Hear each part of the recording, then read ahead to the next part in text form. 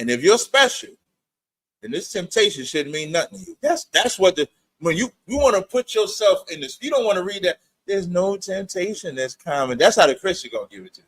Well, you know there ain't no temptation that's common to man. I'm gonna tell you, nigga, is you somebody? Are you somebody? Okay, you know how many niggas suffer this thing? You know how many times I counsel people on this thing? And here's what I tell them. Now, how special are you? Are you gonna conquer the temptation or succumb to the temptation? Read on. Come on, sir. But God is faithful. But God is what? But God is faithful. And here's the part they don't want to understand. What is God? God is faithful in us. We have to be faithful in him. God's so faithful in us, he unalived his son. Let that sizzle in your spirit.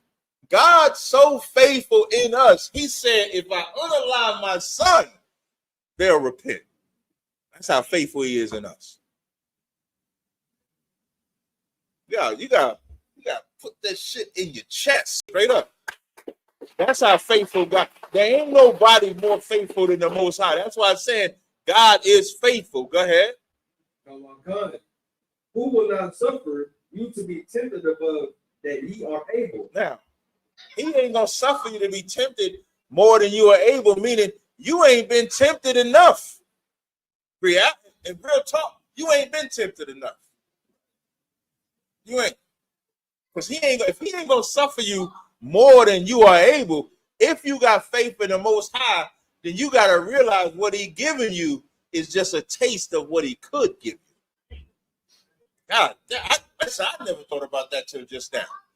If he's saying God is faithful who will not suffer you to be tempted more than you are able, the Lord could give you more. He could give you something. Like, think about this. When Saul didn't kill them Amalekites, the Lord gave him a demon, but the Lord made a way for that demon to be off him if he just loved David. If he just accepted David replacing him. And if he would have accepted David replacing him, which he could have, Saul would have lived. But he couldn't. And Jonathan.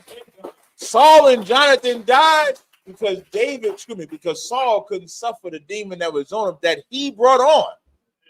The demon that come on you is what you brought on. And the Lord could really punish you. He could really give you some pain. He could really give you some hell.